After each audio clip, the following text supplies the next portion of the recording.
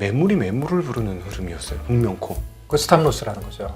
한 명이 팔면 스탑로스가 되면 쫙 내려가는 거고 뭐 물론 예전에 비해서 AI 같은 그런 퀀트가 더 많아졌으니까 네. 영향이 저는 있다고 봅니다.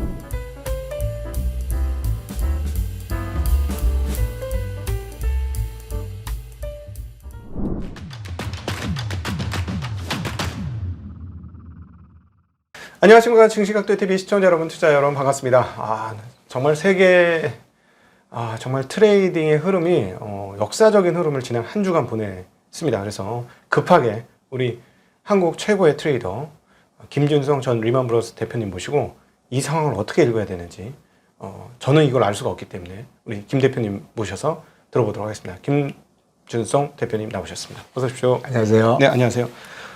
변동성이 아주 미쳤어요. 네, 장난 아니죠. 이 네. 정도면. 네. 하루에 무슨 지수가 12%가 움직이고 환이 뭐 하루에도 몇 프로씩 움직이는 이 상황들이 그 이유도 특별한 것도 없이 네. 미국 경기가 갑자기 경기 침체가 됐다고 어느 네. 날 갑자기 얘기를 하더니 네. 아닌가 봐? 그리고 또 네. 돌아가고 네. 뭐 미국 뭐 FMC를 새로 열어야 된다는 둥 그러다가 또 아닌가 봐? 예, 예. 돌아서고 달러엔이 뭐 언어인드가 캐리 트레이드가 언어인드가 된다 그러더니 또 아닌가 봐 이러고 네. 시장이 좀 정신이 없긴 합니다. 이렇게 되면 트레이딩 룸 분위기가 어떻게 될지 진짜 궁금해요. 뭐 일단 뭐 많이 움직이면 좋긴 좋은 거죠. 오히려 트레이딩 룸에 예. 있는 사람들은 변동성이 큰 게 좋죠. 항상 그렇죠. 안 움직이면은 돈 벌기가 힘드니까 네. 많이 움직이면 이제 트레이딩 데스크에 아예 이제 포지션을 마켓에다가 베팅하는 것도 있지만 네. 이제 마켓 메이킹하는 부서들 있잖아요. 손님 거를 해주는 거. 네. 마켓 메이킹하는 부서들은 사실 나쁘지 않아요. 비드오파가 벌어지고 그러니까 사자 팔자가 벌어지고 손님들이 급하게 거래를 하니까 네. 잘만 매니저하면은 좋은 기회가 되죠. 음. 그런데 그래도 많이 움직이니까 이제 포지션 들고 있는 사람들은 뭐 크게 터질 수 있죠, 당연히. 뭐 많이 움직이니까. 그러니까 여기서 이제 그 동물적인 감각으로 트레이딩 잘하는 사람들은 진짜 해피할 것 같고 느낌에 네. 뭔가 생각 고집 좀 부렸다가 잘못 아차 이러는 순간 타이밍 놓치는 순간 그냥 옷 벗어야 되는 상황 아닌가. 하는 그렇죠. 생각이 근데 들어요. 동물적 감각 이런 게 별로 관계 없습니다. 왜 그러냐면 이제 스탑로스가 있잖아요. 네네. 스탑로스는 기본적으로 생각을 하는 게 아니거든요. 어떤 레벨에 가면 그냥 하는 거예요. 그냥 하는 거지. 거기서 내가 생각을 해보잖아요. 그러면 그야말로 그거는 다 아웃입니다. 네. 그건 트레이더 자격이 없는 거거든요. 그러니까 스탑로스에 가면 그냥 스탑로스 하는 거니까 오히려 마음 편해요. 네. 굉장히 큰 포지션을 들고 있지만 저도 항상 많이 들었고 그렇지만 그렇게 불안하지 않은 게 내가 틀렸으면 스탑로스 가면 그냥 자동으로 하면 돼요. 네. 그러면 기회가 또 있고 시장이 뭐 100만 년 동안 있는데 내가 모든 움직임을 다 먹어야 되는 건 아니잖아요. 이렇게 생각하는 게 이제 맞는 어프로치고요. 그러니까 중요한 거는 스탑로스를 어떻게 나눠두느냐 이런 것들이 중요하고 또 사실 이렇게 많이 움직일 때 은근히 부도들이 나잖아요. 네. 뭐 그런 것도 좀 있고 하긴 합니다. 근데 이번에 이제 흐름을 보면 매물이 매물을 부르는 흐름이었어요. 북명코. 그 스탑로스라는 거죠. 한 명이 팔면 스탑로스가 되면 쫙 내려가는 거고 뭐 물론 예전에 비해서 AI 같은 그런 퀀트가 더 많아졌으니까 네. 영향이 저는 있다고 봅니다. 이번에 움직이는 거 저도 보니까 이거 봐라. 얘는 스탑로스 나오는 거 보니까 너무 깜짝 놀라요. 얘 스탑로스예요. 그건 확실한 스탑로스거든요. 그러니까는 제가 딱 지켜보는 게 151엔 깨지면서 네. 어떤 트리거가 가게 네. 되면은 스탑로스가 나오게 되고 스탑로스는 말씀드린 대로 생각하는 게 아니거든요. 어느 레벨에 가면 나는 무조건 팔게 돼 있어요. 그러니까 무조건 파는 것이고 그러니까 생각을 하지 않는 거죠. 아니 그러면은 151엔에서 스탑로스가 시작됐는데 141엔까지 밀렸단 말이죠. 계속 꼬리에 꼬리를 무는 거죠. 근데 스탑로스는 되게 레벨로 하지 않고 다 이제 개인 트레이더들한테 값을 줘요. 되게 P&L로 줍니다. 손익으로. 너는 10만 불 손해 나면 무조건 잘라. 너는 100만 불이면 무조건 잘라. 이런 식으로 하거든요. 예를 들어 보면 제가 예를 들어서 한국의 트레이딩 헤드잖아요. 그러면 아시아 트레이딩 헤드가 나한테 스탑로스 리밋을 줘요. 딱 하나로만 줘요. 네. 너 한 달에 얼마까지 터져도 돼. 네. 그게 다예요. 사실은 더 이상은 주지 않아요. 그것만 있으면 나머지 뭐 주식을 얼마어치 사고 달러엔을 얼마 사고 하는 거는 그거는 다 산수예요. 그렇지만 처음에 너는 얼마까지 터질 수 있어. 이렇게 주는 게 다거든요. 그러니까 얼마까지 터질 수 있어 하고 주는 거에 베이스가 되는 거는 버젯이에요. 네. 얼마가 벌고 싶어. 그게 있으면 그 다음에 그러면 얼마까지 터져도 돼. 이제 그렇게 주는 근데 거거든요. 이번처럼 급하게 빠지면은 내가 손절매를 내고 있는데도 계속 빠지잖아요. 이거 뭐지? 너무 급하게 얹었는데 잠깐 반등할 때 때려야지 이러다가 그러면 안 돼. 그러면 무조건 아웃입니다. 그러니까 이렇게 예, 때렸는데 예. 그래서 아니구나 때려야지 하고 때렸는데 그다음 물량 내놓는 순간에 순식간에 주르륵 네, 빠지니까 그거는 상관없습니다. 우선 트레이더를 네. 평가하는 쪽으로 보면 IB가 오랫동안 트레이딩 데스크를 운영을 했잖아요. 네. 사실은 IB 부도난 거를 대표적으로 보면은 지난 30년 동안 부도난 큰 IB 생각나시는 거 세 개만 한번 대보세요. 네, 베어링 베어링, 네. 페레그린, 네. 리만이잖아요. 네네. 제가 그 세 개 다 다녔거든요. 제가 30년 동안 7개 회사를 다녔는데 네네. 나머지 4개는 은행계예요. 네. JP, CT, BNP, 스탠차. 네네. 얘들은 망하기 좀 힘들잖아요. 커머셜 뱅크니까. 그렇죠. IB 비즈니스를 하지만 반대쪽에 커머셜이 있거든요. 그런데 베어링, 페레그린, 리만은 커머셜이 없는 베이스거든요. 그 세 군데인데 이 세 군데가 이제 망했는데 베어링이 망한 게 95년인데 그때는 베어링이 그 링리슨이 그 네. 에코리 드리버티브에서 사고를 치고 그 에코리 드리버티브 트레이더를 뽑았어요. 네. 그때 제가 손 들고 갔어요. 그래서 그 자리에 제가 들어갔고 그래서 좀 관련이 있고 그러니까 베어링 벌써 부도를 먼저 얘기해 보면 그게 무슨 트레이딩을 해서 터진 게 아니라 그건 비리입니다. 네. 개인 비리고 그리고 회사가 그런 비리를 관리를 못한 거 그러니까 트레이딩 데스크하고는 관계가 없는 거고 페레그린 망할 땐 제가 한국 트레이딩 헤드였어요. 네. 트레이딩 헤드였는데 그거는 되게 우리가 트레이딩 하게 되면 리스크가 크레딧 리스크가 있고 마켓 리스크가 있잖아요. 네네. 크레딧 리스크는 누가 망하는 거, 뭐 삼성한테 돈 빌려줬다 삼성이 망하는 거 이런 크레딧 리스크를 테이크하는 게 있고 마켓 리스크 그러니까 뭐 주식이 움직이고 외환이 움직이고 이런 네. 리스크가 있는데 딜링룸은 기본적으로 마켓 리스크를 테이크하는 거거든요. 우리가 네네. 하는 거는 그런데 아시아 금융위기는 사실 크레딧 리스크거든요. 그 아시아 그렇죠. 국가들이 돈을 못 갚은 거죠. 예, 예.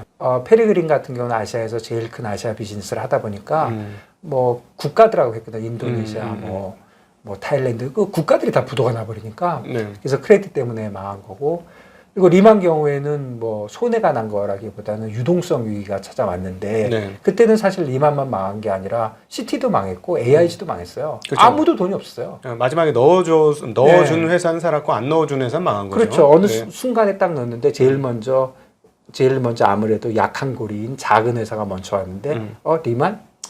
그래 나도 그래요. 그랬는데 그 다음날 보니까 너무 사이즈가 컸죠. 사이즈가 커지니까 그다음부터 막아주니까 리만 입장에서 보면 좀 억울한 면은 있지만 네. 뭐 그거는 그거고 어쨌든 회사들이 부도가 날 때 과도한 트레이딩 데스크가 뭔가를 해서 부도가 난다고 생각을 많이들 하지만 실제로 그렇지 않다.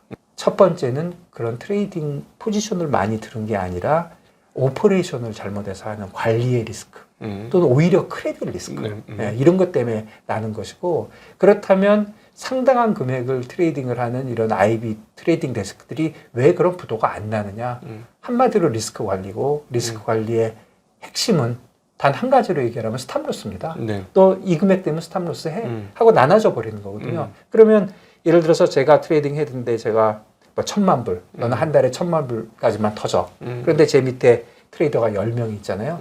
그러면 한 사람당 100만 원씩 나눠주면 되는 거예요. 근데 네. 사실은 그 합이 1,000만 불을 좀 넘어도 돼요. 왜 그러냐면 동시에 다 터지진 않을 거잖아요. 네네. 나는 한 달에 1,000만 불 터주면 되니까. 그러니까 그렇게 이런 식으로 분량을 나눠주는 거거든요. 분량을 나눠주면 자기 받은 트레이더는 내가 100만 불을 받았는데 99만 불까지는 아무렇게 안 해도 되고 100만 불이 탁 넘어가는 순간 네. 내가 인지한 순간 바로 그냥 프라이스에 때리면 돼요. 그랬는데 100만 불이 아니고 105만 불이 됐다 해도 상관이 없고 어떤 상품은 리퀴드하지가 않잖아요. 네. 유동성이 없어갖고 아까 말씀하신 대로 팔려고 보니까 저 밑에 내려갔어요. 네. 그러면 야 이건 너무 말이 안 되네. 그러니까 내가 기다려봐야지. 이러면 잘리는 거고 그냥 날라가서 때리면 되는 거예요. 때려서 그 손해가 200만 불, 300만 불 해도 상관이 없어요. 네. 왜 그러냐면 회사가 그런 식으로 운영을 하는 거니까. 그래서 개인 트레이더들은 그렇게 그냥 하면 되는 거고요. 네. 그런데 이제 회사가 보니까 너무 많이 움직이는 거예요. 근데 보니까 뭐 트레이더들이 다 같은 방향으로 포지션을 갖고 있어요. 그러니까 나는 트레이딩 헤드로서 너무 불안해. 이렇게 가면 안 될 것 같아. 이게 1,000만 불에 한꺼번에 못 맞고 이게 한꺼번에 2,000만 불이 될 수 있어. 이런 불안감이 있으면 트레이더들한테 야, 너 좀 그만하지 그래. 이렇게 하는 것이 아니라 네. 리밋을 준 거는 진짜 그 사람한테 온전히 준 거고 그 사람이 알아서 하는 것이고 내가 매니지먼트를 할 수 있는 거는 내가 포지션을 항상 보거든요. 실시간으로. A부터 1번부터 10번까지 트레이더가 어떤 포지션을 들고 있는지를. 그러니까 제가 반대로 가면 돼요. 반대 포지션을 구축한다는 거죠. 매니지먼트 포지션이라고 해서 예를 들어 이 반대- 최근에 뭐 에나가 대부분의 트레이더들이 약세 포지션을 갔으면 그 헤드에서는 그게 노출도가 너무 많으면 나는 에나 강세 포지션으로 일부를 잡아놓고 그냥 반대로 가버리는 거죠. 네네. 그리고 보고 있다가 트레이더들이 자르면 나도 같이 잘라주면 되거든요. 그래서 이제 그런 식으로 하지. 일단 트레이더들한테 준 리밋을 한 번 준 거는 함부로 그렇게 뺐거나 푸시하지 않아요. 네. 온전히 자기가 하는 거예요. 왜 그러냐면 자기가 해야죠. 하는 거고 그 대신 그 사람들한테 거기를 딱 맞게 하라는 거거든요. 제가 이렇게 왜 길게 설명을 하냐면 개인 트레이더들도 똑같아요. 네. 개인 트레이더들도 리스크 관리 너무 복잡하게 생각하지 마시고 자기가 한 달에 자기가 손해볼 수 있는 금액을 정해놓고 그 금액에 가면 생각을 하면 안 돼요. 아 시장이 뭐가 어쩌다 저쩌다 하지 말고 일단 자르고 네. 죽지 않으면 언젠가는 기회가 와요. 네. 죽으면 끝이잖아요. 네. 그러니까 특히 이제 요즘은 현물 거래만 하는 게 아니고 다양한 파생 상품이 많잖아요. 리스크가 복잡해지고 그러니까 진짜 첫 번째 원칙 스탑로스를 반드시 정해야 된다. 미리 그다음에 두 번째 스탑로스 근처에 가면 생각하는 게 아니다. 네. 일단 잘라야 된다. 예를 들자면 이번에 네. NA 141엔까지 갔었는데 네. 141엔 강세에다 약세 포지션을 잘랐어. 네. 손실을 확정했어. 네. 근데 137엔이잖아요. 네. 할 수 없죠. 네, 할 수 없죠. 그 사람은 어떻게 되는 거예요? 할 수 없는 거죠. 네. 그 사람은 그 트레이더는 이제 P&L이 좀 나쁠 수가 있겠죠. 손익이. 그런데 한 번 손해 본 거 가지고 뭐라고 하는 거 아니고 그리고 스탑로스를 우리가 어떤 생각을 하고 있냐면 IB에서 오랫동안 트레이딩 데스크를 보니까 어떤 트레이더가 돈을 많이 버는 트레이더를 보면은 1년에 스탑로스를 한 2번 정도 다 하는 게 제일 많이 번다는 게 통계적으로 그러니까 룰 오브 썸으로 네. 어떤 트레이더 A는 스탑로스에 한 번도 안 걸려요. 그리고 1년에 100만 불을 걸어요.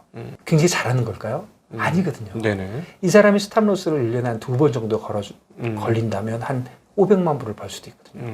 그러니까 스탑로스를 한 번도 안 걸리는 트레이더들은 오히려 이상한 거예요. 포지션을 많이 안 간다는 소리죠. 네. 그리고 포지션을 가서 터지는 트레이더는 봐줄 수가 있지만 포지션을 안 가는 트레이더들은 봐줄 수가 없죠. 자기 롤이 베팅을 하는 건데 아무것도 안 하고 있으니까. 네네. 그래서 적정한 스탑로스의 레벨을 되게 룰 오브 썸으로 우리가 그냥 보면은 어느 회사나 제가 7개 회사 다녔다 그랬잖아요. 대부분 다 비슷해요. 1년에 달로 볼 때 12달 중에 2달 정도 스탑로스 내는 트레이더들이 돈을 제일 많이 벌어요. 네. 그러니까 예를 들어서 제가 한 트레이딩 스타일을 보고 얘가 스탑로스가 되려면 주식을 예를 들어서 100억 사게 해주면 얘는 스탑로스를 절대 안 당해.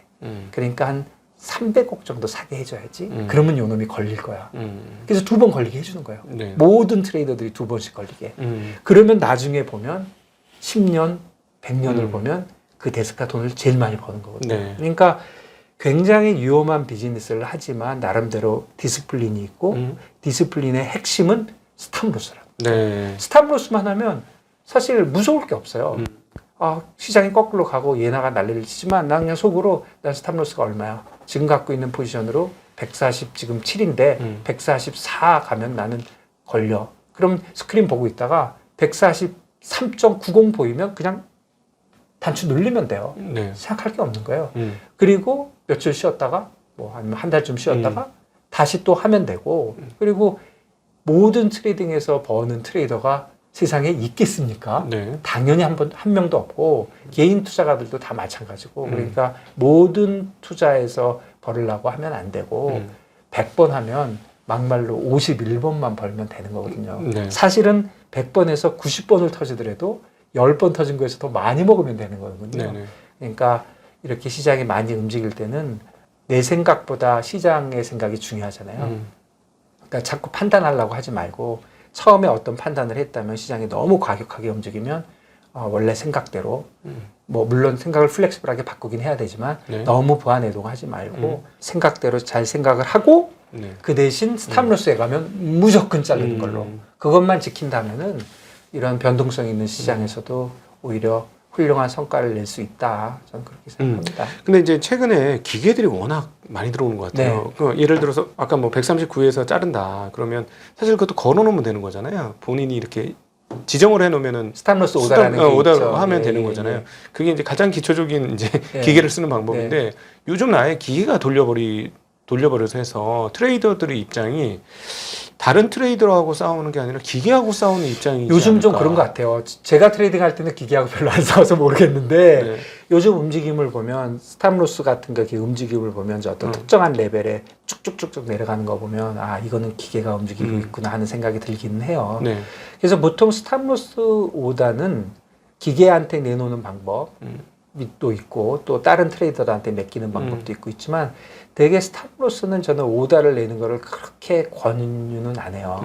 왜 그러냐면 그 익스큐션이 실제 거래가 너무 형편없게 되는 경우가 많거든요. 그러니까 내가 그냥 보고 하는 게 오히려 낫고 그래서 우리가 거래하는 것들 뭐 대표적인 큰 주식들이나 지수 같은 거는 리퀴드 하잖아요. 네. 그러니까 언제든지 팔 수 있거든요. 뭐 0.1초 뭐 거래량이 엄청나기 때문에 내가 무슨 뭐 1조 달러를 거래하는 게 아니라면 네. 뭐 얼마든지 거래하거든요. 그러니까 본인이 판단해서 거래할 수 있으니까 뭐 기계에다 이렇게 넣어놓는 것도 방법은 방법이지만 지금 말씀하신 대로 기계 트레이딩이 너무 많기 때문에 네. 오히려 기계들한테 걸려 들어가지고 너무 형편없는 가격에 거래가 될 수도 있고 기계한테 걸려든다는 건 어떤 뜻일까요? 예를 들어서 기계들은 다 레벨을 갖고 있잖아요. 네. 기계는 생각을 안 하잖아요. 네. 기계들은 우리보다 생각을 더 안 해요. 처음에 사람들이 주잖아요. 너 공부를 해봐 혼자서. 그러니까 기계들이 야 사람들 트레이딩 하는 거 보니까 어떤 조건이 있으면은 많이 내려가. 그럼 나는 그 조건 가면 팔아야지. 조건값이 있어요. 그 조건 가면은 뭐 사정없이 팔죠. 상황 뭐 주변 분별 안 하고 뭐 분별을 할 수도 수가 없고. 없고. 맞아요. 사정없이 팔고 그런데 그 가격이 너무 말도 안 되게 떨어졌어. 그렇지만 기계들은 트레이더들처럼 똑같거든요. 진짜 잘 지키거든요. 갖다 그냥 날라차기를 하는 거죠. 그러면 얘는 레벨을 여기 있었고 얘는 레벨이 여기 있었고 다 레벨이 쭉 있는데 한 명이 때리고 두 명이 때리고 세 명이 때리니까 그 익스큐션 자체가 불과 몇 초 만에 전 세계에서 벌어지니까 뚝 떨어지는 거죠. 그러면은 오히려 기계를 잘 이용하면 기회가 상당히 있겠다 이런 생각이 드네요. 그런 생각이 들죠. 정말 황당했던 게 제2의 저는 블랙 먼데이가 터졌다고 보거든요. 네. 특별히 일본에서 네. 하루에 12%가 지수가 빠진다는 게 저는 아무리 생각해도 이해가 안 그 돼요. 다음 날 또 10%가 오르잖아요. 그러니까 네. 그것도 두 개 다 기계잖아요. 기계가 관련이 있다고 생각합니다. 네. 예, 정확하게 모르지만 S&P 선물이잖아요. 네. 지금 뭐 맞는 말인지 모르겠는데 퀀트 하는 친구들은 AI가 전체 거래의 90%를 한다고 얘기를 해요. 근데 저는 뭐 맞는 말인지 모르겠습니다. 제 생각에 50%는 확실하게 할 것 같아요. 50%. 네, 그거는 확실한 것 같고요. 뭐 지금 90%까지 얘기하는데 실제로 모르겠습니다. 모르겠는데 뭐 7, 80% 뭐 할 가능성이 굉장히 많고요. 기계가 한다는 건 무슨 뜻이냐면 예전에 퀀트는 어느 값에 가면 나 좀 알려줘 이거였어요. 네. 저도 그 정도는 써봤어요. 어느 정도에 가면 제 스크린에 빨간 게 몇 개 들어와요. 그러면 나는 파란 거만 보고 있다. 빨간 게 저기가 들어왔네? 하고 이제 쳐다보는 거고 조금 심하면 빨간 게 들어오면 이제 소리가 나요. 네. 삐삐삐삐 이럴 정도 있었는데 요즘은 그런 게 아니라 기계가 알아서 자기가 트레이딩도 하고 자기가 뭐 손익도 계산하고 지가 혼자 다 하는 거거든요.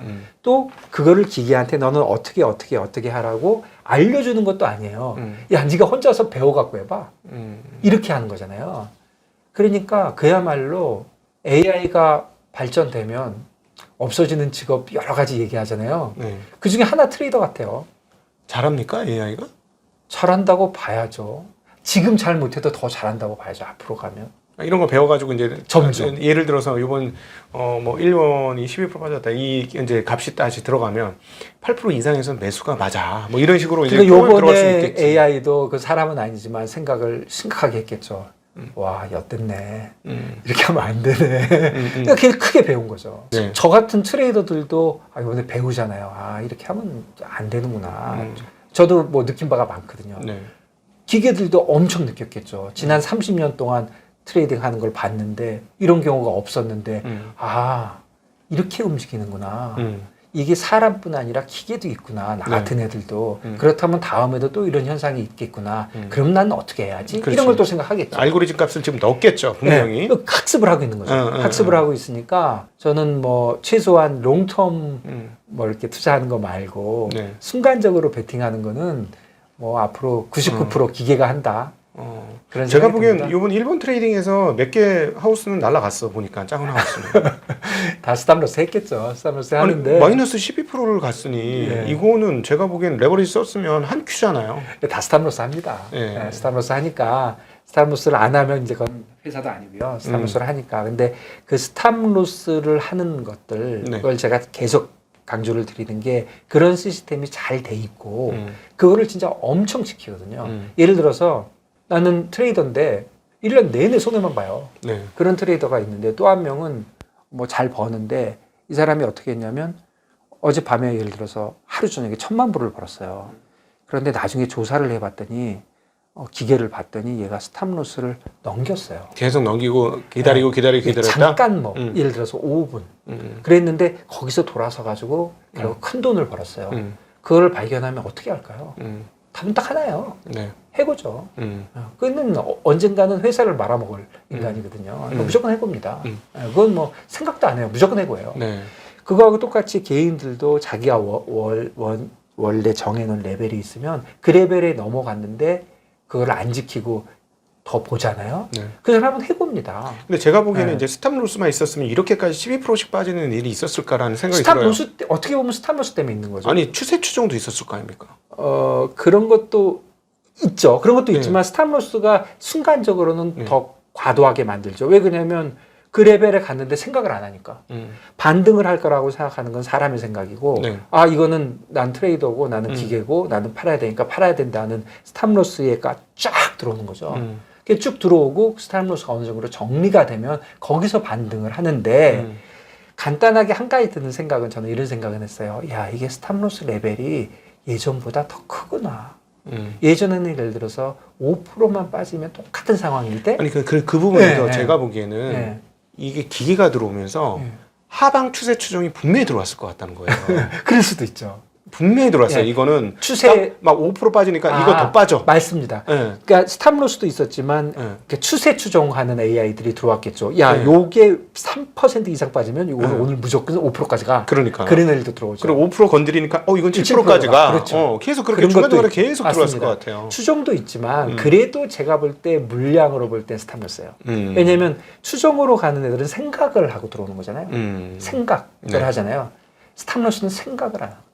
생각 안 하는 게 진짜 무서운 거거든요. 생각 안 하는 게 무섭기 때문에 장이 많이 움직일 때는 주로 스탑로스에 의해서 많이 되는 것까지는 맞는 것 같고요. 그런 현상이 없대는 건 아니지만 그게 있는 게 맞고 제가 한 가지 느낀 거는 그거예요. 제가 틀릴 수 있는데 이거는 야 옛날에 내가 느낀 스탑로스 레벨보다 더 많이 내려가는구나. 제가 그 부분에서 네. 이제 체크를 해봐야 될 게 이게 일종의 리스크 헤지 거래도 분명 이것도 일종의 스탑로스잖아요. 리스크 헤지를 하는 그렇죠. 게 네. 이게 쭉쭉쭉 커지는데 저는 이번에 이게 여기까지 빠진 건 레버리지 청산이다.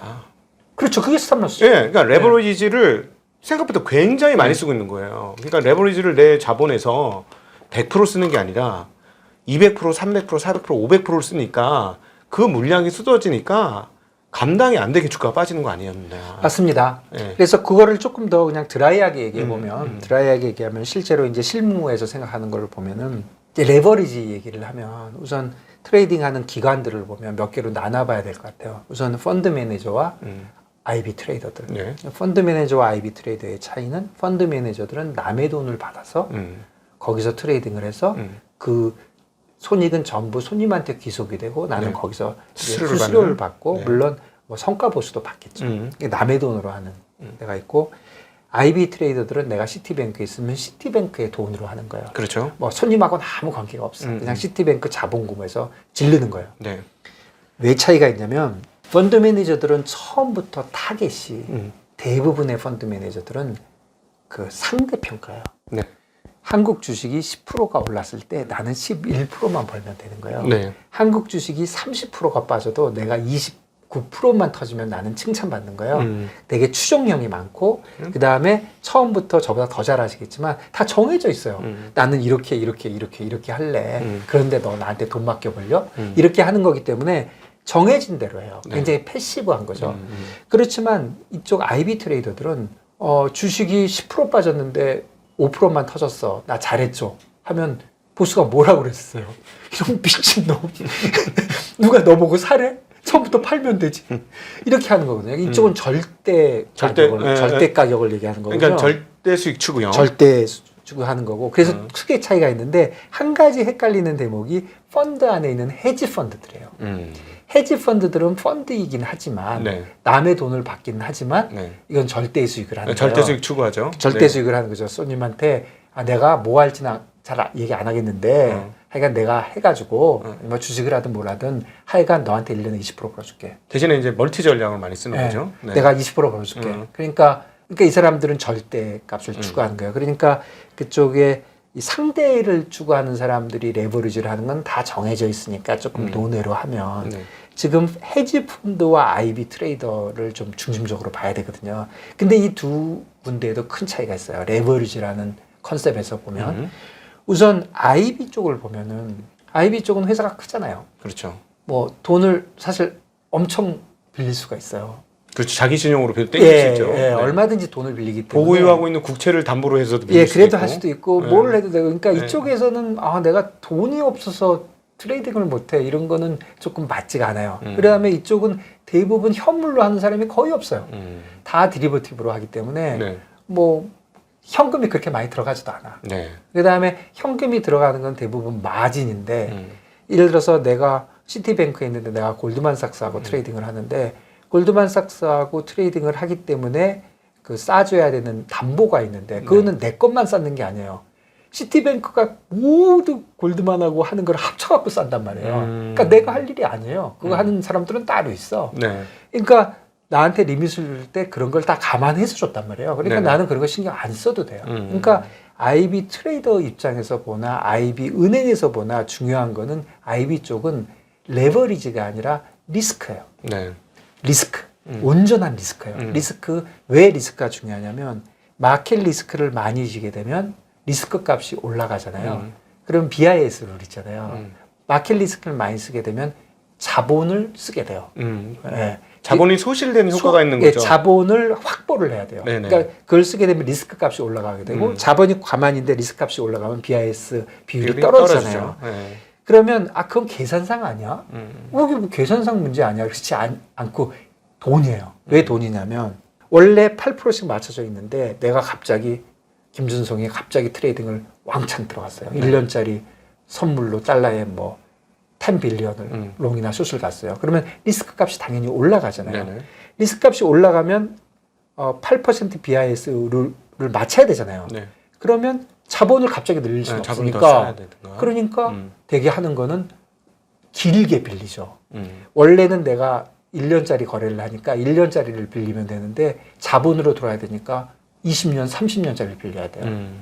그런 걸 빌려야 되는데 그거는 1년짜리를 빌리면 라이버에 빌리는데 이 자본으로 들어가는 걸 빌리면 라이버 플러스 300이 돼요.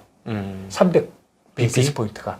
그러면 그 300bp가 실제로 돈이에요. 네. 그러니까 마켓 리스크를 지는 게 내가 1년짜리 선물로 했기 때문에 내가 현금으로 들어간 돈이 하나도 없거든요. 네. 하나도 없는데도 불구하고 실제로 캐시가 들어가는 거예요. 자본을 확충하지 않으면 확충하지 않으면 안 되니까. 확충하는 게 실제로 돈이에요. 네. 계산상이 아니에요. 돈을 실제로 빌려야 되기 때문에.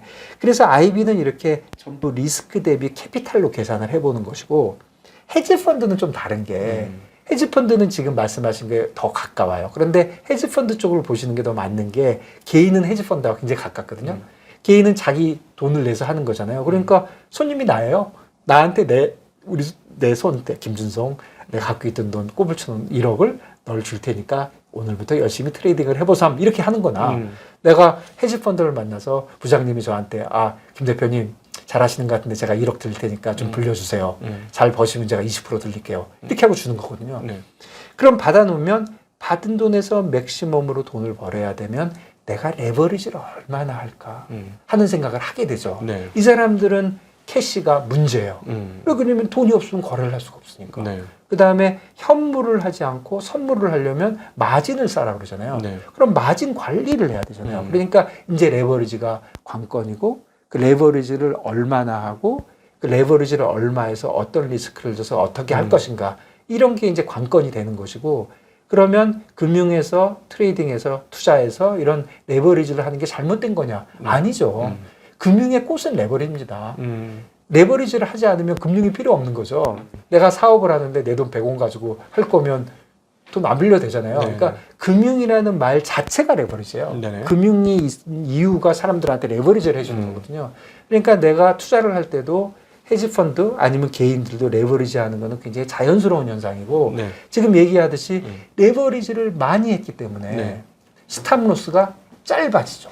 그러니까 내가 레버리지를 100원이 있는데 레버리지를 하나도 안 했어. 네네. 그럼 막말로 100% 빠질 때까지 버틸 수가 있는 거죠. 음. 근데 내가 레버리지를 2배 했어. 네. 그러면 50원만 돼도 빵이 되잖아요. 내가 레버리지를 10배를 했어. 그러면 단순 계산으로 10%만 돼도 빠지는 거고 네. 20배를 하면 5%, 5%, 50배를 하면 2%인데 네. 50배 레버리지 할 수 있냐? 할 수 있죠. 선물, 국채 선물이 2%밖에 마진 안 냅니다. 네네네. 그러니까 50배 할 수 있거든요. 그러니까 결국은 레버리지를 시장이 점점 많이 했기 때문에 그러니까 시장이 더 많이 움직였다고 보는 거는 맞는 거죠. 특히 요번에 달러엔이 네. 많이 그렇게 움직였던 이유를 보면 오랫동안 yen 이자율이 너무너무 낮았잖아요. 네네. 그리고 달러엔이 아주 일방적으로 아주 예쁘게 올라갔잖아요. 네네. 얼마나 좋아. 0%에 빌려서 5%짜리 샀지. 그렇지. 거기에 환율까지 올라. 완전히 대박 나는 거죠. 네네. 7%, 8%를 지난 3년 동안 매일같이 밟고 있었어요. 네. 엄청난 거거든요. 7%면. 그러니까 알게 모르게 많이 들어가 있는데 내려가? 그러니까 거기서 스탑로스가 엮인 거거든요. 이런 그림은 어떻습니까? 엔화 차입을 해서 달러 국채를 샀어요. 네. 너무 안정적이야. 네. 근데 계속 그 사이에 엔화가 약세야. 네. 이거 환차익 있네. 네. 보안이 환차익 더 나겠는데? 네. 달러 채권 산 걸 담보로 대출 받아. 네. 그래 다시 엔화 약세 베팅을 해. 네. 얼마든지 할 수 있죠. 네. 그러니까 레버리지를 하는 방법은 거의 끝도 없기 때문에 네.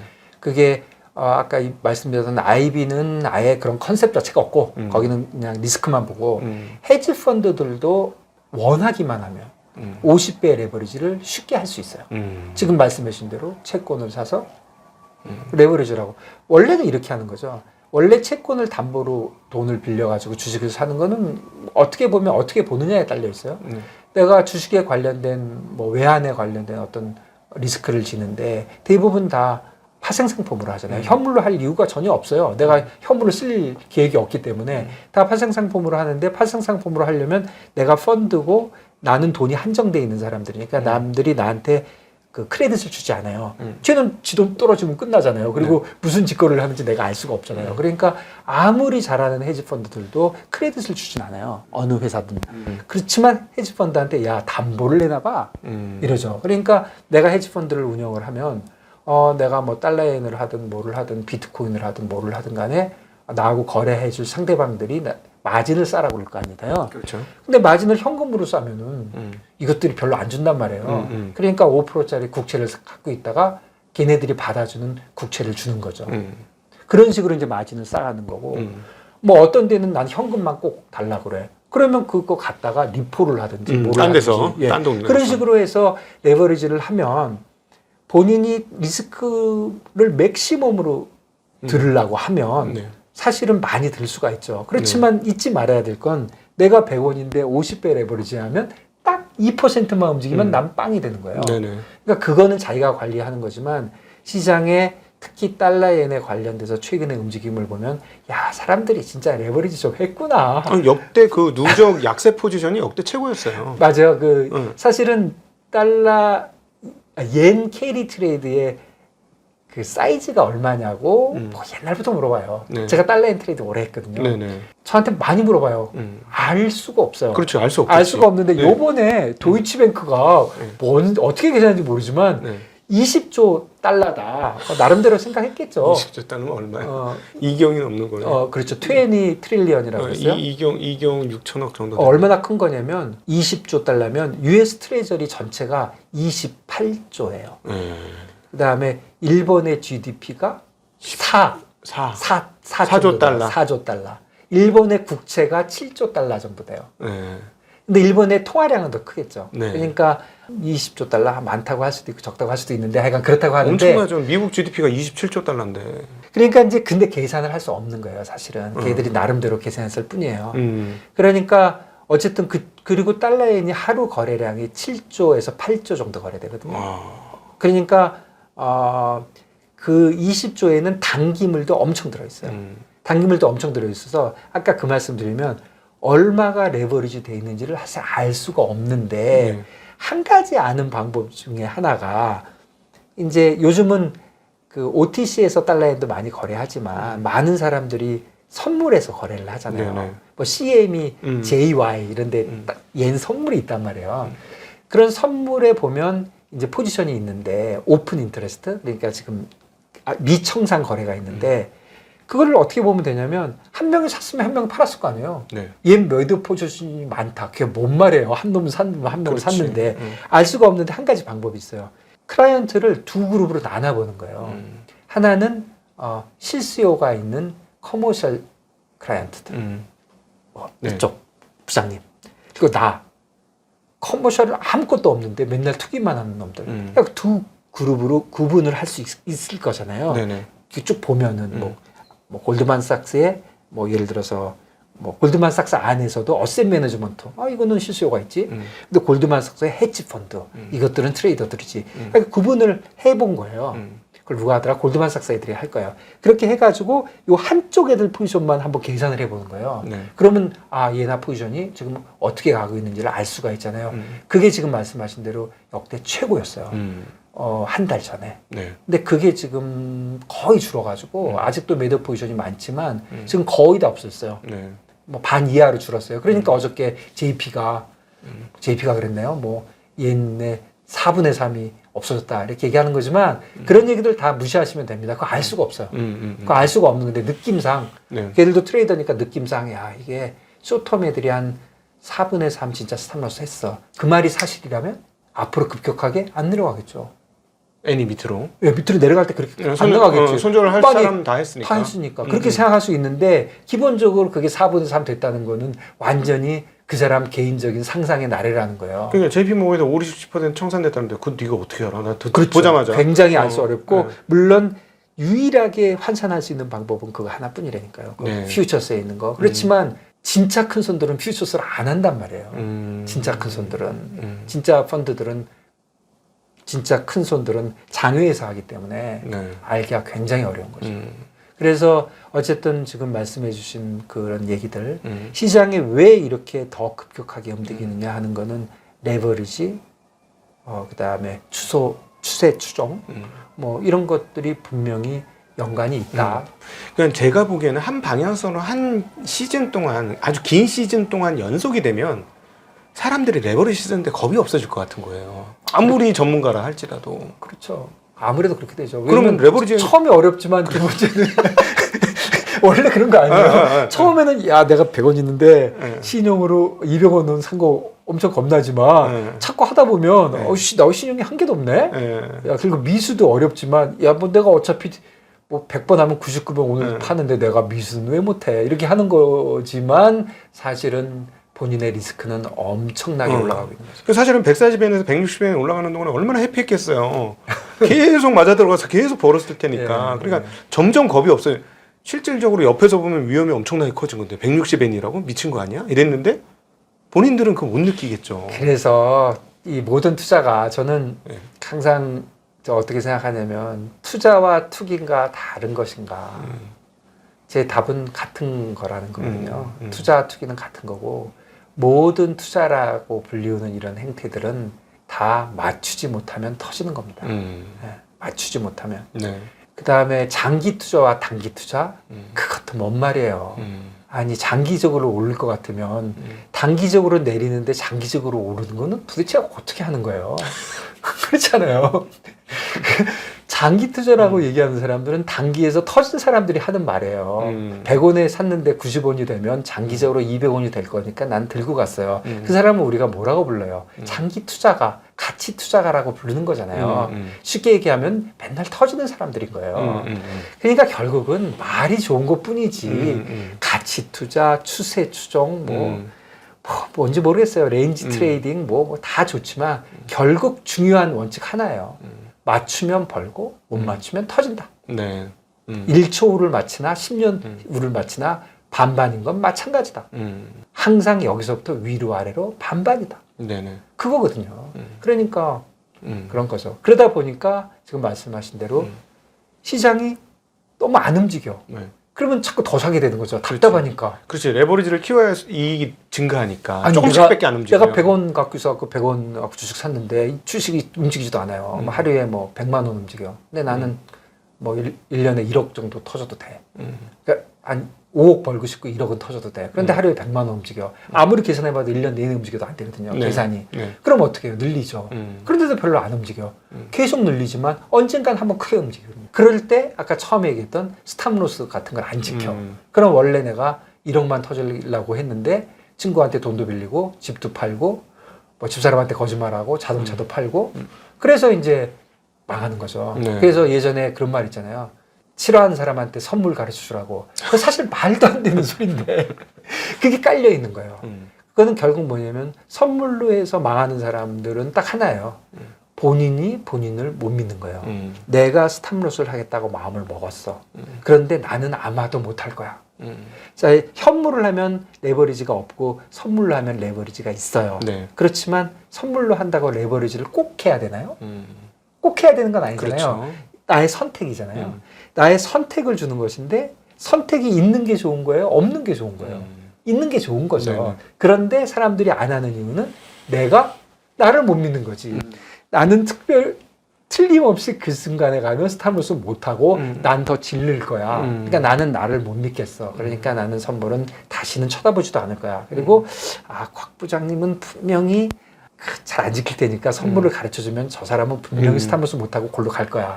한번 걸려들 거야. 앞으로 5년 내에. 네. 그러니까 가르쳐줘야 되겠다. 이런 아이디어거든요. 실제로 그렇죠. 실제로 그래요. 어느 정도. 네.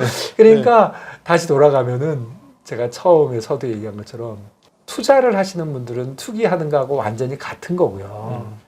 투자는 엄청나게 위험한 행위를 하시는 거고요. 금융산업이라는 거는 그 자체가 레버리지입니다. 네. 그러니까 여러분들 리스크 관리, 또 리스크 관리 굉장히 어렵게 생각할 거 없어요. 정해놓은 스탑로스를 나는 무조건 지킨다. 예. 그것만 하면 예를 들어서 부동산을 거래를 하면 팔고 싶어도 못 팔 수가 있잖아요. 그렇지만 우리가 거래하는 건 대부분 1초면 팝니다. 내가 선택을 안 할 뿐이지. 네. 그러니까 선택을 해서 스탑로스를 지키고 그렇게 하는 게 맞는 것 같고, 그리고 다시 얘기하면 요번에 저도 한 2주 동안 느낀 거는 뭐 저는 기계처럼 이렇게 하진 않지만 예전에 내가 생각했던 것보다 더 많이 움직일 수 있구나. 달러의 엔이 160에서 150까지 움직이면 그 정도에서는 반발 매수가 있을 거야. 이렇게 생각했지만 그게 10엔을 더 내려갔잖아요. 그러니까 10엔이 더 내려가니까 이제 완전히 멘붕이 와버리니까 모르겠어. 120 될 것 같아. 이거 다 팔아버렸더니 다시 다 올라오잖아요. 네네. 그러니까 자기를 컨트롤 못하는 순간 끝이거든요. 네. 그러니까 그 컨트롤하는 그 레인지를 예전보다 조금 더 넓게 봐야 될 것 같아요. 특히 따끈따끈한 상품들. 지금 달러엔. 유로는 거의 안 움직이잖아요. 네네. 달러엔에 초점이 맞춰져 있다. 그러면 사람들이 달러엔 얘기를 많이 해. 그러면 사람들 몰린 데 가서 놀는 게 좋긴 해요. 네. 그렇지만 이거는 포지션을 옛날에 100개를 갔다면 이번에는 한 50개만 가야 되는 거예요. 왜 그러냐면 사람들이 많이 얘기한다는 거는 사람들이 많이 몰려 있고 기계들도 많이 들어와 있고 동네 뭐 양아치들 다 들어와 있는 거예요. 쉽게 얘기하면. 그러니까 움직이면 과도하게 움직이거든요. 네. 그러니까 그런 거를 좀 조심해야 된다. 네. 그런 생각이 좀 듭니다. 변동성이 커지고 나면 뭐 버는 사람들 있겠지만 또 잃은 사람도 있고 로스를 쳤으면은 그 사람들은 좀 어려운 경우를 당했을 거고 그러고 나면은 오히려 이제 좀 쫄아가지고 사람들이 그다음 베팅을 못 합니까? 좀 전체적으로 쭈그러듭니까? 시장이 어떻게 됩니까? 어떻게 되세요? 어떻게 보세요? 그냥 뭐 트레이더나 그냥 개인들이나 뭐 다 같다고 보는데요. 네. 그게 그러니까 다시 또 얘기하지만 원칙을 지키는 사람들은 제가 트레이딩 30년 넘게 기간에서 했는데 제가 매번 벌었겠습니까? 네. 당연히 아니죠. 제가 매년 벌었겠습니까? 그것도 당연히 아니에요. 그래도 30년 동안 안 잘렸거든요. 안 잘린 거는 뭔가 이렇게 터진 다음에도 다시 의욕을 갖고 다시 일을 할 수 있다는 거잖아요. 네네. 그거는 이런 건 있는 것 같아요. 저도 이번에 많이 움직일 때 나는 그렇게 많이 불안하지 않았어요. 처음에 어떻게 생각했냐면 스탑로스를 정했거든요. 네. 제가 일부 스탑로스 했습니다. 이번에. 스탑로스 했는데 스탑로스를 정했고 그 스탑로스를 처음에 정할 때 저 정도 돈은 내가 손해를 봐도 내가 죽지 않아. 나는 다시 재기할 수 있어. 이런 생각을 갖고 있는 레벨에서 처음에 정하잖아요. 포지션을 갖기 전과 가진 후는 하늘과 땅이에요. 생각이. 화장실 갈 때와 화장실 갔다 와서 생각이 다른 것처럼 포지션을 안 들고 있을 때는 그래도 비교적 생각이 맑아요. 비교적 생각을 좀 해. 네. 애가 똘똘해. 포지션을 딱 잡는 순간 애가 거의 이상한 애가 돼요. 고유 편향 생기는 거죠. 고유 편향에 뭐 짜증만 내고 내가 달러에 갖고 있는데 내린다 그러면 각독이 저분이 정신이 나갔나? 원래 안 그래 보이던데 사람 이상한 사람이야. 그러니까 뭐 유튜브도 이제 안 봐요. 이게 구독 취소. 저 사람 말도 안 돼. 이렇게 판단이 잘 안 되거든요. 네. 그게 같은 사람이에요. 같은 사람. 그러니까 어저께 뉴스에도 보니까 저번 주에 그 FOMC 새로 한 번 더 해야 된다고 난리였죠. 난리 쳤던 사람과 어저께 채권 저렇게 파는 사람이 같은 사람인가? 같은 사람이죠. 네네. 다 같은 사람이에요. 그러니까 전과 후가 그렇게 다르기 때문에 그런 거를 잘 매니지 해야죠. 그러니까 그거예요. 그 질문에 제가 답을 드려보면 대부분의 사람들은 한번 크게 터지고 나면 다시는 트레이딩에서 영원히 아웃. 일반적인 사람들은. 그리고 또 굉장히 줄게 되고 나는 다시는 선물 안 해. 난 다시는 달러에는 안 해. 뭐 이런 식으로 가는 거고 트레이닝이 돼 있거나 돼 있고 그다음에 평소에 원칙을 잘 지키는 사람은 요번에 내가 터졌지만 다음에는 내가 복수할 거야. 그리고 내가 이제 포지션 없으니까 냉정하게 시장을 볼 거고 요번에 터진 거에 대해서 복귀를 하고 반성을 하고 네. 그렇네. 이렇게 움직이면 20엔도 쉽게 움직이네. 12% 빠지고 다음날 10%가 오를 수도 있네. 뭐 이런 생각을 이제 하면서 내가 다음에는 똑같은 실수를 하지 말아야지. 예를 들어서 저도 어느 정도 스톱로스 했어요. 스톱로스 하고 쭉 내려갔어요. 잘한 거죠? 네. 여기 있다가 이렇게 올라갔어요. 그러니까 안 한 만큼보다 훨씬 못해요. 네. 그렇지만 저는 진짜 추워도 내가 스탑로스 안 할 걸 하는 생각은 아예 하지도 않아요. 그날은 무조건 하는 거예요. 네. 무조건 하는 거고 이제 와서 보니까 결국 내 생각이 안 틀렸네. 아이씨 이거 결과적으로는 네, 내가 결국 2주 전에 생각했던 게 하나도 안 틀렸네. 결국 2주 동안 진짜 내가 애들한테 좀 쏘갔네. 예. 앞으로 똑같은 일이 오면 또 이렇게 될지 모르니까 포지션을 좀 줄여야 되겠다. 그래야 내가 더 버티겠네. 그래야 내가 물타기를 한번 해야 되는 거 아니야. 이럴 때 그런 스트래티지도 있을 수가 있고 나름대로 이렇게 배우는 거죠. AI처럼 되는 거죠. 계속.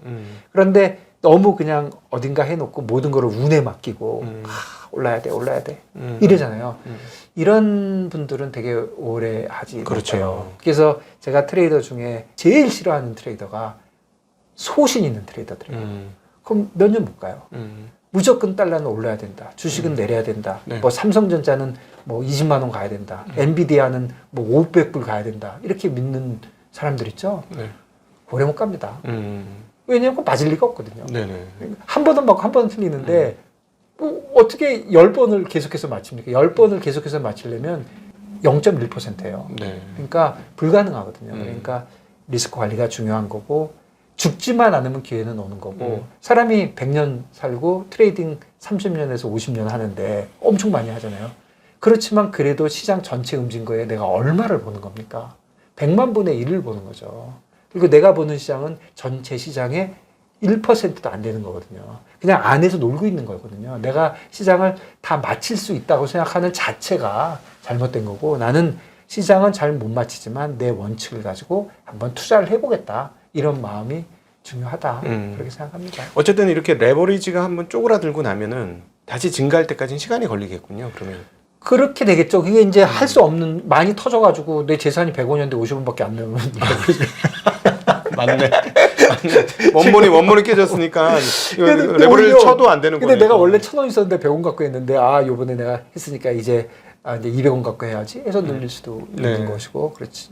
그런 것들의 선순환이 되려면 어쨌든 죽으면 안 된다. 네. 죽으면 끝이니까. 그럼에도 불구하고 12% 빠졌는데 그 다음날 10% 오른 거 봐서는 진짜 인간 감정 배제한 기계 작동이 상당 부분 영향을 미치지 그러니까 않았을까. 좀 레인지가 넓어진 것 같아요. 그거는 네. 그거는 저 무조건 인정입니다. 그래서 저도 이번에 제일 많이 느낀 게 이게 데일리 레인지가 커졌는데 이거는 기계 같다.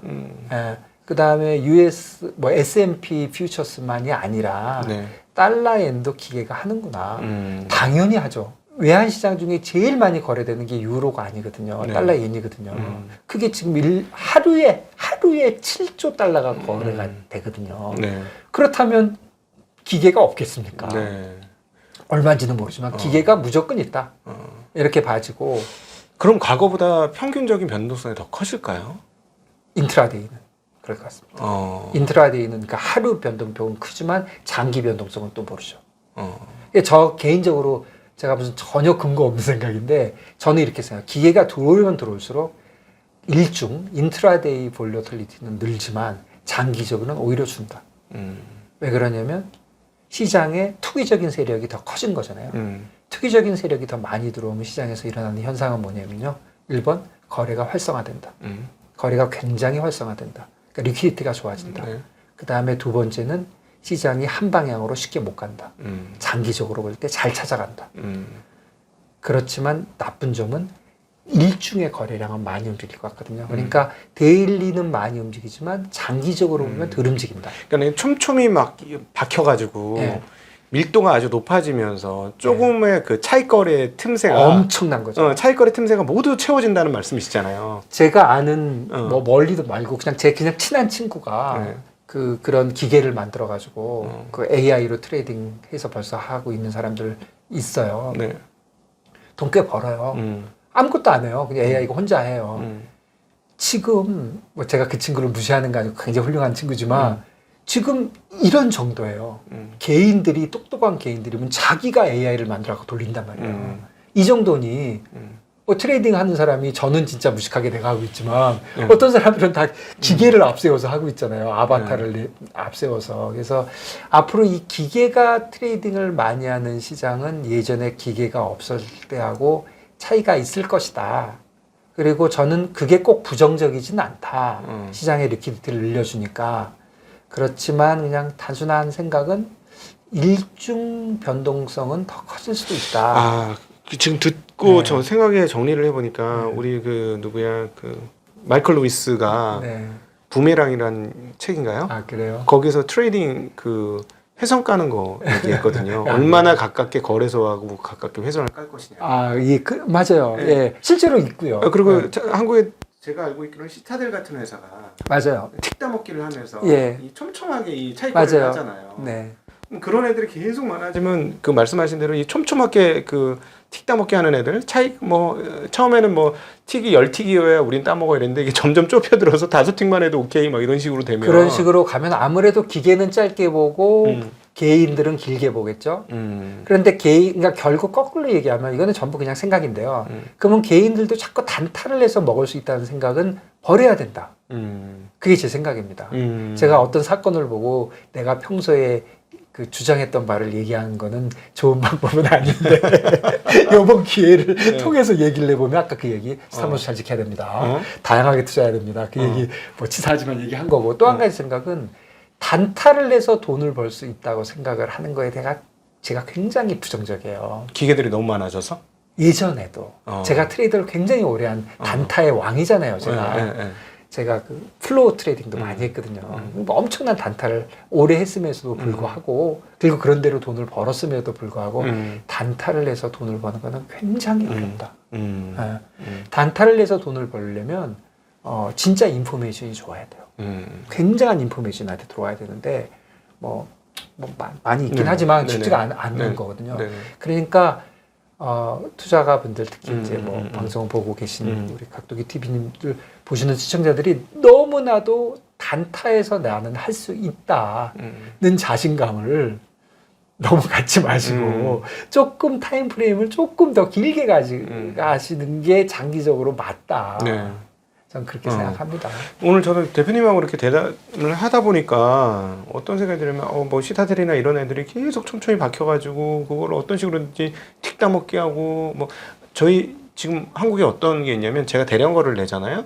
안 잡혀요. 안 잡히죠. 주식이. 네. 예를 들어 내가 뭐 이렇게 여러 계좌로 한꺼번에 이 주식을 호가에 분명히 만주가 있었어. 내가 이걸 잡아먹으려고 딱 만주 잡아먹으려고 8,000주만 딱 냈단 말이죠. 네. 그럼 안 2,000주가 남아 있으니까 잡혀야 안 되는데 잡히죠. 2,000주 잡히고 나머지 다른 놈이 다 빼가는 거예요. 네. 또르륵 잡히다가 그러니까 제가 이렇게 또르륵 잡히다가 그 다음에 다른 놈이 다 채간 거야. 그래서 제가 에쿼리 그 브로커 비즈니스 조금 해봤는데 네. 그때 이제 가장 뭐 잘 아시겠지만 그 돈 벌려면 이제 외국계 손님들을 잡아야 되잖아요. 네. 근데 외국계 손님들이 다 기계로 주문을 내니까 뭐 얘네처럼 주문받고 이러지 않는단 말이에요. 그리고 기계를 자기네가 억세스 하겠다고 그러잖아요. 다이렉트 억세스 네. 하잖아요. 그때 첫 번째 질문이 서버 어디 있어요? 그러면 되니까요. KRX에서 얼마나 떨어져 있는지 300m인데 거기는 어디에 있어요? 서여의도에 있어요? 그게 말이 됩니까? 동해의도인가? 어디가 가까운가? 그러니까 그런 식이에요. 그러니까 그 KT 라인이 좀 비싸요. 당연하죠. 거래소 가까운 KT 라인이. 가까우니까. 예. 네. 그래서 그런 거 있죠. 그러니까 그러니까 그런 쪽으로 가고 있는데 개인들이 거기에 가서 경쟁을 하시면 안 된다는 거죠. 그러니까 단기 매매도 10분 후에 팔라고 하지 말고 한 20분 있다 팔고 조금 타임 프레임을 늘려가시는 게 맞다. 기계와 싸우려면. 네, 그리고 또 하나 느껴지는 게 그거네. 그러면 결국은 지금은 알고리즘 하에서는 빽빽하게 움직이겠지만 요번도 사실 알고리즘 벗어난 거잖아요. 네. 우리가 12%가 움직인다는 건 진짜 상상할 수 없는 네. 일인데 아마 기계에도 그거는 입력되어 있지 않았을 거다. 그러니까 기계에 입력되어 있지 않았다. 그렇게 설명은 되지만 기계에서는 거기를 벗어나면 스탑로스를 하게 돼 있는 거죠. 그러니까 더 과도하게 만든 거죠. 기계는 요만큼에서 거래될 거라고 평소에 보고 있는데 기계는 여기가 넘으면 나는 모든 거를 포기할 거야. 왜 그러냐면 나는 볼스탄 거야. 나는 틀렸어. 저도 어떻게 생각하냐면 제가 이제 샀으면 내가 오를 이유가 있다고 생각한 거잖아요. 근데 내렸으면 일단 사자마자 내리잖아요. 그럼 무조건 틀린 거예요. 일단 일단 틀렸다고요. 그런데 그래도 개겨보는 거죠. 딴 놈들이 생각이 없네. 이게 저걸 보고 내린다고 해야 그냥 버티지만 어느 순간까지 내려가면 저는 기본적으로 이렇게 생각하는 거예요. 내가 틀렸구나. 내가 뭐가 틀렸을까? 그 틀린 걸 알면 제가 틀렸겠습니까? 모르는 거예요. 내가 틀렸는데 내가 왜 틀린지를 모르는 거예요. 그런 상황이 오거든요. 거기다가 스탑로스를 넣는 게 정확한 거예요. 그러니까 기계들은 AI가 학습을 해서 나는 요렇게 되면 놀랐을 것 같은데 여기까지 내려가는 거는 나는 이해가 안 돼 하는 레벨이 있잖아요. 거기에 스탑로스를 쫙 깔았을 거라고요. 그러면 기계가 여기서 끝나야 되는데 내려가네? 한 놈은 기계가 좀 더 벌려놓은 것도 있을 거 아니에요. 줄줄줄줄 내려가는 거예요. 그러니까 분명하게 단기 변동성은 기계들이 확실하게 올릴 겁니다. 그러니까 제가 사실은 월요일 날 우리나라 이제 10% 장중에 빠졌어요. 네. 코스닥은 아예 끝까지도 11%가 빠졌고 장중 10% 빠지길래 주변에서 막 이제 물어보는 거예요. 그래. 잘려도 들어가야지. 이건 본 적이 없는 하락인데 발목이 잘려도 댕강 잘려도 발을 넣어야지. 저는 그렇게 얘기를 했거든요. 해봐. 경험이야. 죽어도 경험이고 먹어도 경험이야. 해봐. 저는 그랬어요. 이거는 충분히 해볼 만해. 근데 지금 우리 대표님 말씀 듣고 보니까 일중 변동성이 커진다는 게 이 알고리즘 밖으로 튀어나가는 순간 어떤 상태가 우리 인간으로서는 야 이건 말도 안 되니까 한번 해볼 만해라고 생각하지만 기계는 그런 생각이 없으니 그렇죠. 그러니까 여러 가지 생각을 해볼 수 있는데 예를 들면 이런 거예요. 평소에 지수가 10% 빠지는 경우가 없잖아요. 5%만 빠지면 뭐 사이드카가 나오는 거잖아요. 그러니까 내가 마이온 딥스 좀 빠지면 사야지 이러고 있었는데 2%가 빠졌어. 오케이. 한번 샀어. 근데 5%가 됐어. 그럴 때 내가 진짜 사고 싶은 사람이냐면 5%가 됐으니까 사야지가 아니라 야 이러면 오늘 10%도 갈지 몰라. 그러니까 오다를 10%에다 내놓자. 이렇게 가는 거죠. 그러니까 그렇게 하는 거죠. 그랬더니 뭐 해외 거는 어떨 때 이럴 때 있어요. 너무 많이 벌어졌으니까 오다가 안 나옵니다. 뭐 이럴 수도 있어요. 실제로 지금 이틀 그래요. 많아요. 예. 들어가지가 않는 거예요. 근데 뭐 어쨌든 10%에도 들어갈지 몰라. 그리고 이제 그게 마이너스 2에 샀든 마이너스 5에 샀든 마이너스 10에 샀든 사실 중요하지 않습니다. 그 다음 날이 되면 어차피 난 산 거예요. 내가 조금 더 먹느냐 덜 먹느냐 더 터지느냐 덜 터지냐 뿐이지 중요한 건 내가 샀다는 거예요. 그래서 트레이드를 간에 얘기할 때 항상 그래요. 제가 트레이딩 헤드고 아니면 제 트레이딩 헤드가 나한테 물어볼 때 야 김준성 너 지금 포지션이 뭐야? 그럼 제가 얼마에 샀고요? 이러면 그거 말고 그건 나 알 필요도 없고 너 지금 그래서 롱이야 숏이야? 그래? 삼성전자가 몇 주가 있어. 달러에는 얼마나 롱이야. 나의 관심은 그거고 너한테 중요한 건 그거야. 네가 얼마에 산 건 중요하지 않아. 당연히 중요하지 않죠. 그건 다 썬크돼 있거든요. 내가 지금 달러엔을 사서 굉장히 많이 벌어있던 내가 많이 터져있던 상관이 없는 거죠. 지금부터 똑같은 거예요. 내가 얼마 벌은 건 다 지난 일이거든요. 다 지난 일이기 때문에 그렇게 생각한다면 너무 많이 빠졌으니까 내일은 오를 수 있다고 생각하면 마이너스 2, 마이너스 5, 마이너스 7, 마이너스 10에 사는 거는 재주지만 그 재주가 중요한 게 아니라 사느냐 파느냐를 판단하는 게 중요한 것이고 마이너스 10에도 팔 수 있죠. 내가 샀으면 어떤 놈은 팔았을 거 아닙니까? 걔는 그럼 바본가요? 걔는 그 다음날 10%가 또 내려간다고 생각한 거잖아요. 그럼 10%가 안 내려갈까요? 내려갈 수도 있는 거죠. 아무도 모르는 거죠. 그러니까 결국은 중요한 거는 어떤 레벨보다 내가 여기서 사느냐 파느냐가 첫 번째 판단이고요. 싸게 사면 좋죠. 비싸게 팔면 좋고. 근데 그거는 그야말로 두 번째, 세 번째 문제이다. 중요한 거는 이 레벨에서 내가 살 것인지, 팔 것인지. 아까 말씀하신 대로 발목이 잘려도 여기는 사는 레벨이라는 생각이 들면 사면 되는 거죠. 근데 아니면 뭐 또 다음에 하면 되고. 네. 그러니까 중요한 거는 이게 사는 레벨인지 파는 레벨인지를 판단을 해야지 너무 가격에 그냥 막 이렇게 하면 이 기계 많은 데서 이렇게 하시다가 그거 안 됩니다. 못 당해요. 그거 당할 수가 없기 때문에 판단을 좀 뭐 한 가지 방법이겠지만 아니 제가 보기에는 그래서 이번 같은 일이 예전보다 조금 더 자주 일어날 수도 있겠고. 당연하죠. 아 그렇게 보세요. 네, 네. 당연하죠. 이건 기계라고 저는 생각해요. 그리고 달러엔 포지션이 누적된 것도 있지만 기계가 많아진다는 게 뭐 너무나도 느껴지지 않습니까? 저는 뭐 그냥 감각적인 건데 예전의 움직임하고 좀 달라요. 경제가 많이 변한 것 같지는 않은데 이 움직이는 게 좀 달라. 물론 내가 예전에는 똘똘한 현역이었고 지금은 나이 먹은 할아버지라서 그런가 이렇게 생각을 해보기도 하지만 이게 시장이 움직이는 모양이 다르다. 왜 다를까? 시장이 굉장히 커졌구나. 글로벌라이즈 돼 있구나. 첫 번째 글로벌라이즈 돼 있구나. 맞아. 뭐 이런 거 다 있지만 그 중에 하나의 팩터가 기계가 들어와 있군. 사람만 하는 게 아니군. 저쪽에 앉아있는 놈들이 사람이 아니군. 기계랑 내가 지금 하고 있구나. 그런 생각이 듭니다. 네. 오늘 혹시 뭐 더 하고 싶은? 지난 2주 동안 움직임을 보고 저는 확실한 게 세 가지가 느껴졌어요. 굉장히 단순한 건데요. 첫 번째는 시장이 미국 경기에 대해서 엄청나게 민감하구나. 네. 맞는지 틀리는 거는 저는 관심이 없고 네. 사람들이 보는 관점이. 그 다음에 두 번째 달러 yen 캐리 트레이드에 대한 그 영향력이 엄청 크고 더 중요한 거는 시장이 이제 인식하고 있구나. 그게 두 번째고 세 번째는 경제와 경기가 뭔가 잘못되니까 시장 사람들은 누구한테 도움을 요청하냐면 금리를 내려달라 그러는구나. 연준한테. 예. 그러니까 뭐 재정 정책을 해달라 이런 게 아니고 금리를 내려야 돼. 이렇게 하는구나. 이 세 가지가 요번 움직임에서 제가 테이크아웃 한 거예요. 이런 사람들의 심리가 이거구나. 결국 다 모든 것이 심리전이잖아요. 내 생각이 중요한 게 아니라 남의 생각이 중요하잖아요. 제가 남의 생각의 세 가지를 힌트를 받았어요. 아무것도 아닌지 모르겠지만 경기를 굉장히 중요하게 보고 있고 달러엔에 대해서 인간들이 이제 생각을 많이 하고 있고 뭔가 안 되면 연준한테 가서 울라 그러는구나. 이 세 가지가 있다. 그거를 앞으로 트레이딩 할 때 내가 생각을 해봐야 되겠다. 네. 그런 생각을 했습니다. 연준한테 하는 게 거의 떼법 수준이에요. 제가 보기에는.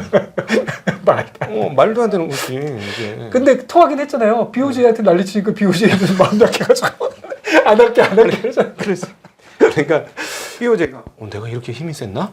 깜짝 놀란 거예요.